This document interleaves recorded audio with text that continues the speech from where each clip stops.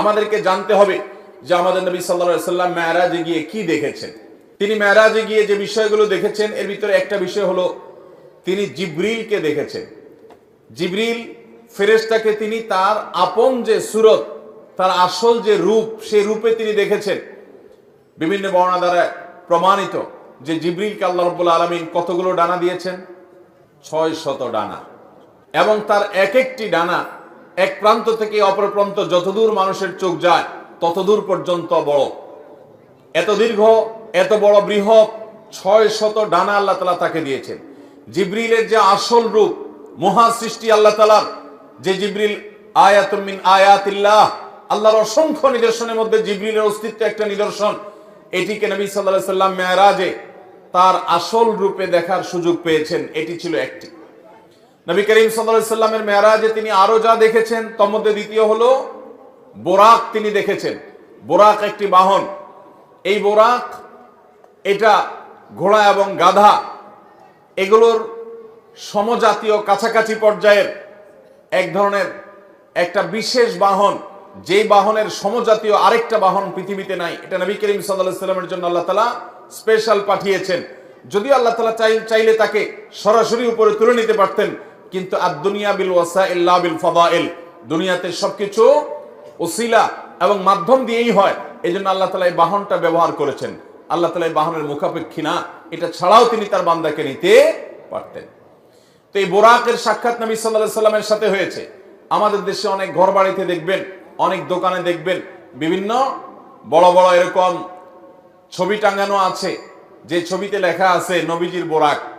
সে বোরাকের আবার দুটা ডানাও আছে, দেখছেন আপনারা? অথচ নবী করিম সাল্লাল্লাহু আলাইহি সাল্লামের বোরাক আমরা কেউ দেখেছি? তাহলে এই ছবি যে অঙ্কন করেছে সে কোত্থেকে দেখলো? বোঝা গেল এটা নবী সাল্লাল্লাহু আলাইহি সাল্লামের বোরাকের নামে প্রতারণা। তার বোরাকের ধরন কেমন ছিল এটা তিনিই জানেন। হাদিসের বিবরণের সাথে বরং এই ছবির কোনো মিল পাওয়া যায় না। এখানে ডানা দেয়া হয়েছে, অথচ নবী সাল্লাল্লাহু আলাইহি সাল্লামের বিবরণ থেকে সেরকম কিছু, এখানে যেরকম দেখা হচ্ছে সেরকম কি বোঝা যায় না। অতএব যারা বরকতের জন্য বোরাকের ছবি দোকানে টাঙ্গায় রাখেন, অফিস আদালতে টাঙ্গায় রাখেন, বাসাবাড়িতে টাঙ্গায় রাখেন, তারা এটার কারণে কোনো সওয়াব বা বরকত লাভ করা তো দূরের কথা, উল্টা গুনাহগার হবেন। কারণ নবী সাল্লাল্লাহু আলাইহি সাল্লাম বলেছেন বুখারীর হাদিস, লা তাদখুলুল মালাইকাতু বাইতান ফিহি কালবুন আও সূরা, যে ঘরে কুকুর থাকে অথবা কোন প্রাণীর আকৃতি থাকে, ছবি থাকে, সেখানে আল্লাহর রহমতের ফেরেশতা প্রবেশ করবে। বিধায় নবীজির বোরাকের নামে আপনি যে ছবি রাখছেন, এটার মাধ্যমে আপনার ব্যবসা বরকত হবে না, ঘরে বরকত নাজিল হবে না, বরং আল্লাহর বরকত এবং রহমত আসার দুয়ার বন্ধ হয়ে যাবে। আল্লাহ তাআলা আমাদেরকে নেক্সট সূরাতে শয়তানের এই ধোঁকা থেকে বেঁচে থাকার তৌফিক দান করুন। তাহলে নবী সাল্লাল্লাহু আলাইহি সাল্লাম মেরাজে গিয়ে দ্বিতীয় যে বিষয়টি দেখেছেন সেটা হলো বোরাক, আল্লাহর বিশেষ এক সৃষ্টি, যেটা আমরা কেউ দেখি নাই, তিনিও আর তার আগে দেখেন নাই, তারপরে আর দেখেন নাই। একটা বিশেষ সৃষ্টি, বিশেষ একটা বাহন, যেটার উপরে করে আল্লাহ তাআলা তাকে ভ্রমণ করিয়েছেন, রাত্রিকালীন ভ্রমণ। তৃতীয়ত তিনি যা দেখেছেন তা হলো তিনি প্রতিটি আসমানে আল্লাহর একজন বিশেষ নবীর সাথে সাক্ষাৎ করেছেন। আল্লাহর যে সমস্ত নবীরা দুনিয়া থেকে বিদায় হয়ে গেছেন, মারা গেছেন, নবীগণ দুনিয়া থেকে চলে যাওয়ার পরও একটা বিশেষ হায়াত, বিশেষ একটা জীবন তারা লাভ করেন। আল্লাহ রাব্বুল আলামিন তাদেরকে অদৃশ্যের জগতে সে অলৌকিকভাবে এক এক আসমানে আল্লাহ তাআলা এক একজন নবীর সাথে নবী করিম সাল্লাল্লাহু আলাইহি সাল্লাম আমাদের রাসূলের সাক্ষাৎ ঘটিয়েছেন। তিনি প্রথম আসমানে দেখেছেন আদম আলাইহিস সালামকে, দ্বিতীয় আসমানে দেখেছেন ঈসা এবং ইয়াহইয়া আলাইহিস সালামকে, তৃতীয় আসমানে দেখেছেন আল্লাহ নবী ইউসুফ আলাইহিস সালামকে, চতুর্থ আসমানে দেখেছেন আল্লাহ নবী ইদ্রিস আলাইহিস সালামকে, পঞ্চম আসমানে দেখেছেন আল্লাহ নবী হারুন আলাইহিস সালামকে, ষষ্ঠ আসমানে দেখেছেন আল্লাহ নবী মুসা আলাইহিস সালামকে, আর 7 নম্বর আসমানে দেখেছেন আল্লাহর আরেক নবী এবং খলিল আল্লাহর রাসূল ইব্রাহিম আলাইহিস সালামকে।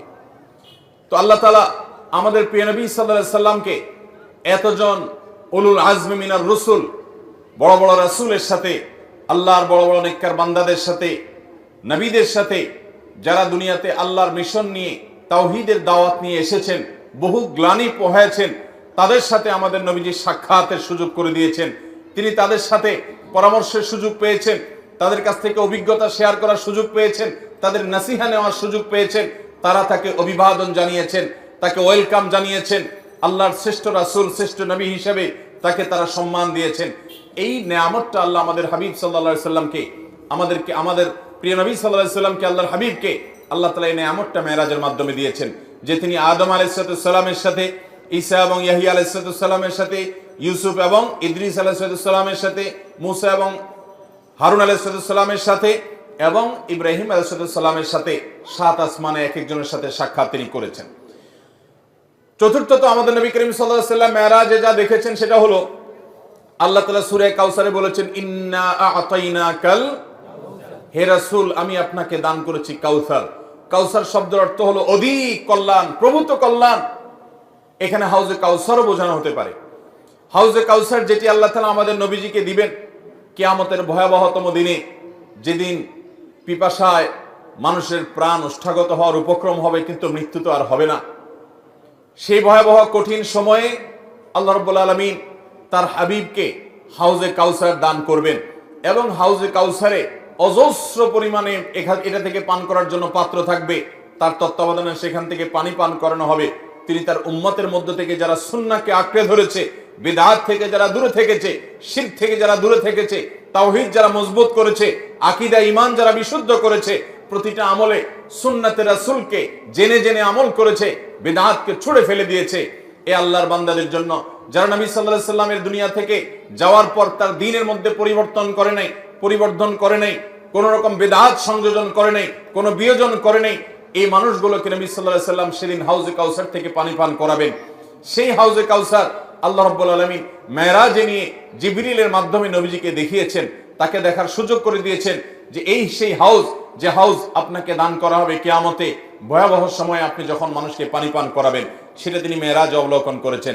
ঠিক একইভাবে নবী করিম সাল্লাল্লাহু আলাইহি সাল্লাম মেরাজে জাহান্নামের যে দারোয়ান, যার নাম হলো মালিক, সে মালিক দারোয়ানের সাথে সাক্ষাৎ, জাহান্নামের প্রধান প্রহরী, তার সাথে সাক্ষাৎ নবী সাল্লাল্লাহু আলাইহি সাল্লাম মেরাজে হয়েছে।